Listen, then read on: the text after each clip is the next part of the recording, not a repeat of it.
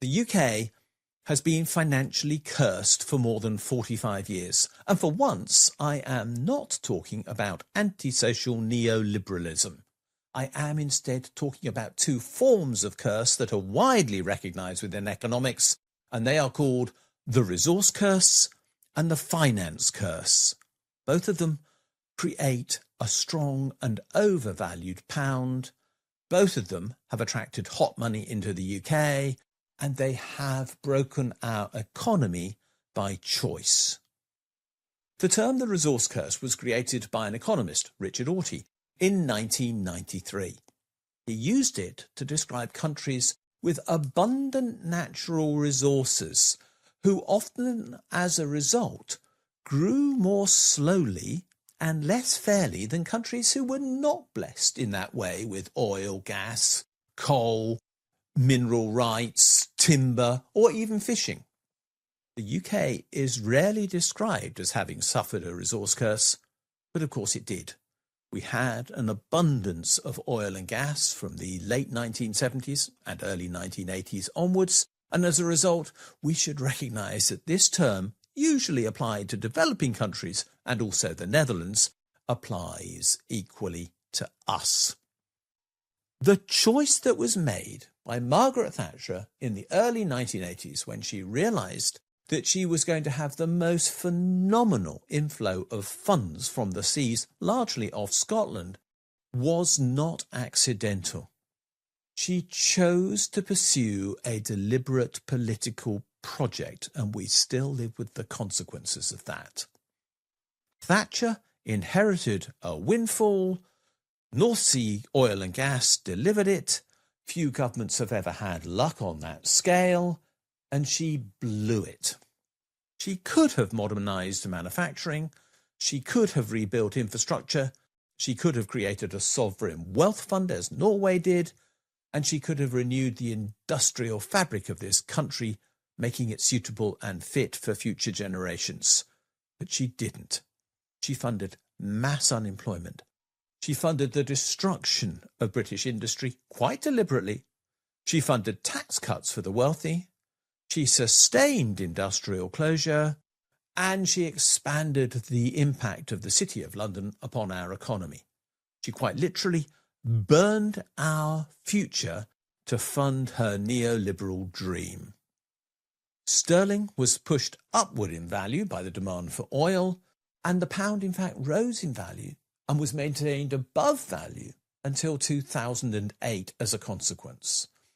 Oil did this at first, and then when oil began to fall in terms of its significance within the UK economy, Gordon Brown ensured that we suffered a finance curse instead, and kept sterling overvalued as a result for far longer than it should have been. An overvalued pound makes our exports uncompetitive. It means that the UK cost base rises when compared to our competitors, and it means that imports can price out homemade products. The consequence of the overvalued pound created by oil and then the hot money in the City of London has been that many industrial sectors in the UK have collapsed. Shipbuilding, steel, engineering, textiles and electronics. In all cases, these have been largely eliminated from the UK economy. It's as if we've forgotten how to make anything but things that are financially engineered. The government blamed the unions for what happened. They claimed that British business was inefficient, and I don't deny it. British business was not in a great place in the late 1970s, but the opportunity to rebuild was provided by oil and was blown. The inflated exchange rate dealt the death blow to whatever was left of British business, and currency policy, by overflating the value of the pound, was used as the hidden weapon of destruction that Thatcher unleashed upon the people of the UK. By creating a financial revolution, the Big Bang, as she called it, in 1986, which led to deregulation of the City of London and the expansion of our tax haven-linked entities through places like Jersey, Guernsey, the Isle of Man, the Cayman Islands, the British Virgin Islands, and others, all of whom have a habit of putting the king's head on their stamps, we got a model for our international finance that depended upon hot money flowing into the UK. So what is hot money?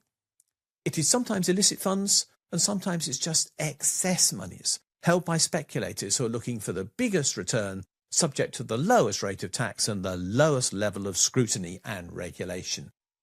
That's what the City of London provided as a result of Margaret Thatcher's choice, which no one has ever overturned since. Until the 1970s, we made things in the UK.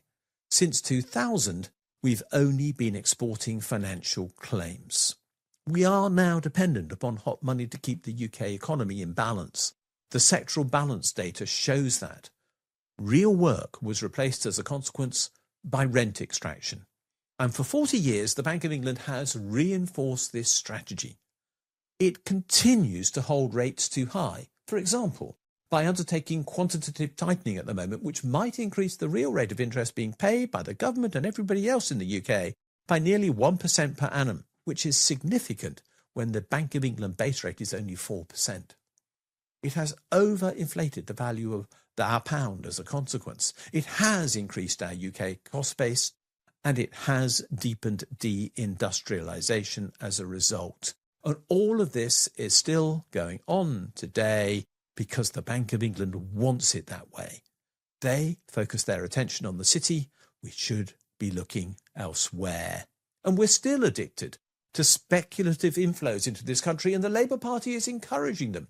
It calls them foreign direct investment, but that's just a polite term for selling anything of value in the UK to foreigners at an underprice to grab hold of their money.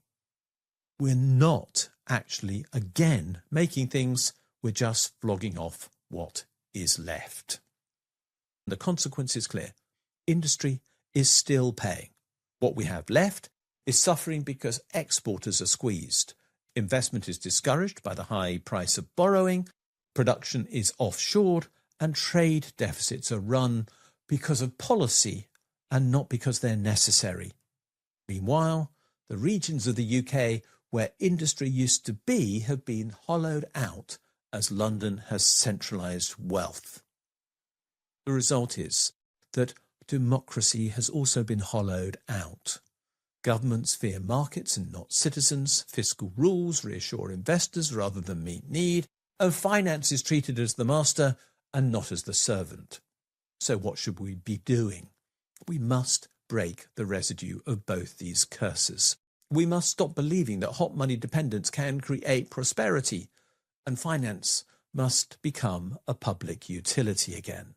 We have to end quantitative tightening, and we have to stop using interest rates as a proxy for industrial policy when they actually deliver industrial destruction.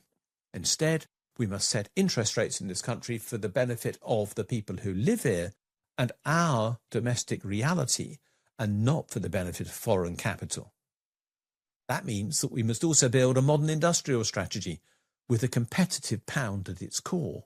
And that is the only basis on which we can build full employment, based on lower borrowing costs, and we must create public banks to fund real investment when those we have will not do so. We have another issue that we have to address as well. I have spent the last quarter of a century talking about the risks from the UK's tax haven infrastructure, and I stand by all the analysis that I have ever presented on that issue, which once dominated my life. We still have to dismantle that infrastructure now because it still exists to undermine our democracy and to support the destruction that our financed-focused economy creates. We must build an economy based on real work, fair reward and democratic control, and not on the pretense that these tax haven structures put in their place. We need to move forward, and we can't whilst we're suffering these curses, which were chosen deliberately by our governments. We need governments who choose not to curse us all, but to work with us for our future prosperity. That has to be the core of where we go as a nation as we abandon everything that antisocial neoliberalism has delivered to us.